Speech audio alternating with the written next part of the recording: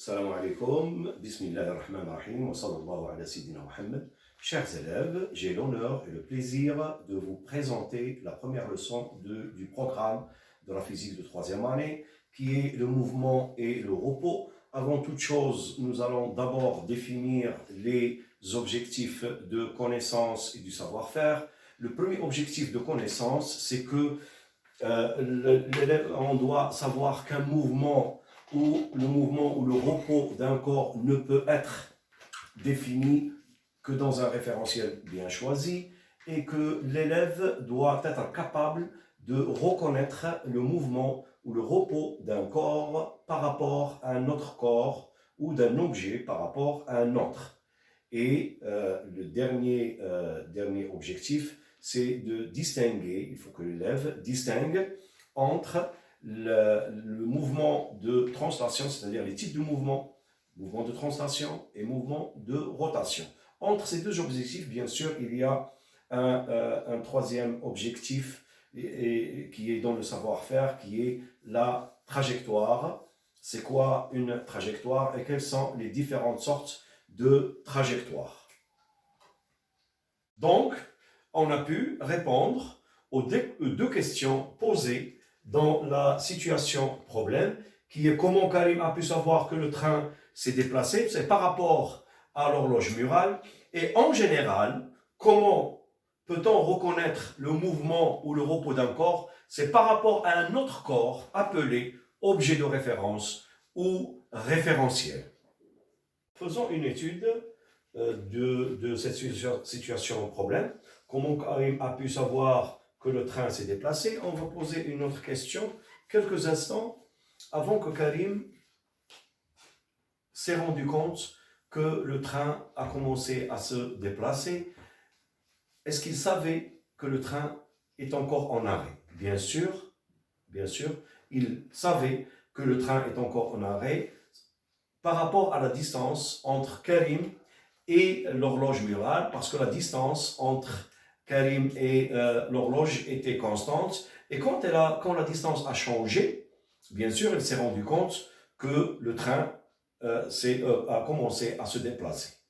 Dans les deux cas, Karim s'est basé sur la distance entre lui et l'horloge murale pour reconnaître l'état de mouvement ou de repos du train. Dans ce cas, l'horloge murale, on va l'appeler le référentiel. Donc le référentiel, c'est quoi? C'est un objet ou un corps par rapport auquel on étudie le mouvement ou le repos d'un corps. Si la distance entre le corps, soi-disant mobile, et le référentiel reste constante, ça veut dire que le corps ou le mobile, soi-disant le mobile, est au repos. Et si la distance change, ça veut dire que le corps est en mouvement.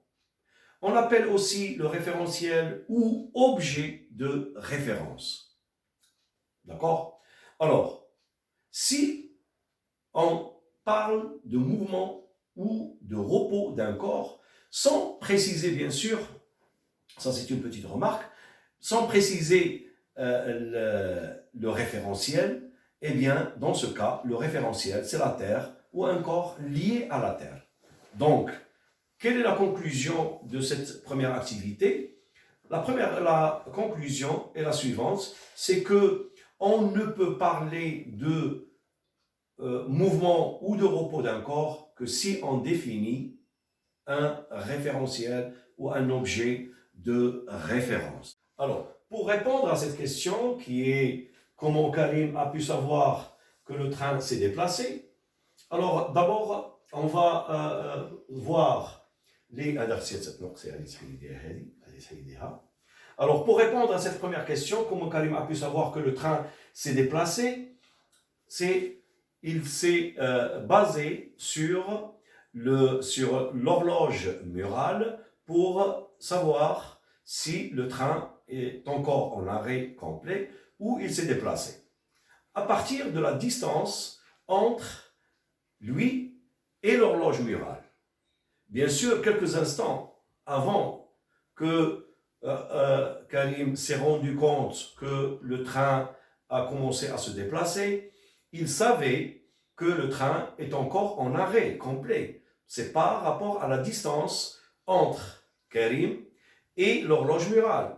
Et quand la distance a changé, il s'est rendu compte que le train commence à se déplacer. Donc, dans les deux cas, Karim s'est basé sur l'horloge murale pour reconnaître l'état de mouvement ou de repos du train. C'est par rapport à la distance, entre le Karim et l'horloge murale. Passons maintenant à la deuxième activité qui est la trajectoire d'un point mobile. Donc, qu'est-ce qu'il faut savoir dans cette activité? On doit savoir c'est quoi une trajectoire et quelles sont les différentes sortes de trajectoires. Alors, si je me déplace d'un point à un autre point, eh bien, j'occupe plusieurs positions durant toutes mes déplacements. Donc, le long de mon déplacement, j'occupe plusieurs positions. Donc, si par exemple, j'enregistre la première position qui est M1, deuxième position M2, troisième position M3, quatrième position M4, etc. Ça, ce sont des positions que j'ai occupées pendant mon déplacement. Si je fais une ligne, je relie ces différentes positions par une ligne, eh bien, cette ligne, c'est quoi? C'est la trajectoire. Donc, la trajectoire, c'est quoi? C'est la ligne qui relie l'ensemble des positions occupées par un mobile. Je répète une dernière fois. Lorsque je me déplace, bien sûr, il y a plusieurs positions que j'ai occupées pendant mon déplacement. Ces positions, par exemple, je vais les enregistrer. La position M1 que j'ai occupée, puis la position M2, puis la position M3, puis la position M4. Ceci, c'est pour se déplacer d'un point A vers un point B. Et M1, M2, M3 et M4, ce sont les différentes positions occupées par moi, c'est-à-dire qui se déplace. Eh bien, la ligne qui relie ces différentes positions que j'ai occupées pendant mon déplacement, c'est tout simplement la trajectoire. Maintenant, on va parler des différentes sortes de trajectoires. Si la ligne qui relie l'ensemble des positions occupées par un mobile est une droite, on parle dans ce cas de trajectoire rectiligne. Et si la ligne qui relie l'ensemble des positions occupées par un corps est une courbe, dans ce cas, on va parler de trajectoire curviligne.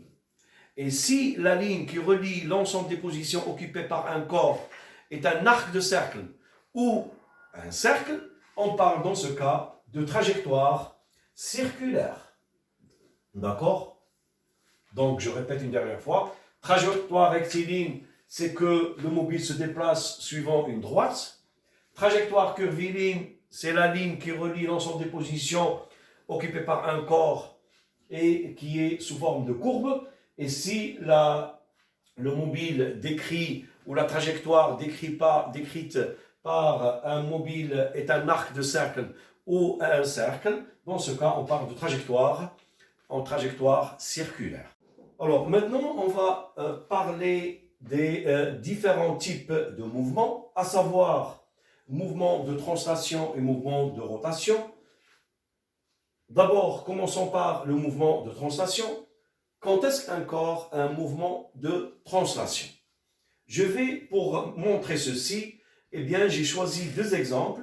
L'exemple d'une voiture qui se déplace sur une route, qui est là, et le deuxième exemple, c'est l'exemple de l'ascenseur qui se déplace, qui descend d'un étage à un autre étage.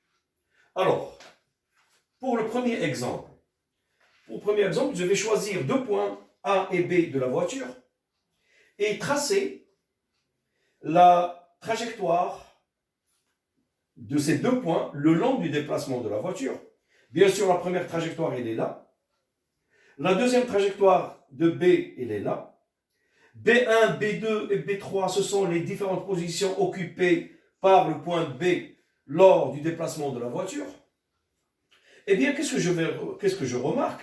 Je remarque déjà que les deux trajectoires sont identiques et parallèles.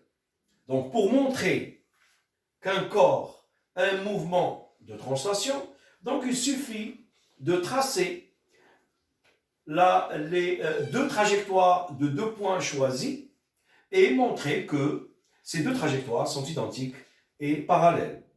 Et si on parle du segment, maintenant, deuxième possibilité ou deuxième façon de montrer qu'un corps a un mouvement de translation, eh bien, je vais choisir les deux points A et B. Eh bien, le segment, si on considère le segment AB, vous voyez très bien, le long du déplacement de la voiture, il y a ici A1, B1, c'est-à-dire là, ici, dans cette position, et que le segment AB garde la même distance le long du déplacement. Et dans ce cas, on parle du mouvement de translation de la voiture. Dans le deuxième exemple, donc l'ascenseur, il se déplace de la position 1 à la position 2. Et si j'ai choisi deux points de l'ascenseur, A et B, qui constituent un vecteur, vous savez très bien qu'un vecteur, il est caractérisé par une origine, par une direction, un sens et une distance entre A et B. Donc, lors du déplacement de l'ascenseur, de la position 1 à la position 2, nous remarquons ici que la direction de AB, c'est-à-dire, j'ai mentionné ici par la droite delta 1, vous voyez très bien que la direction n'a pas changé. Hein.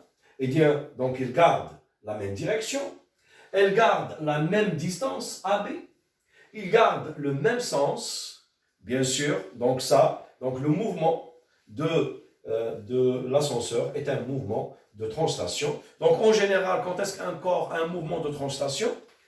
D'abord, la première définition, c'est que tous les points du corps mobile ont des trajectoires identiques et parallèles.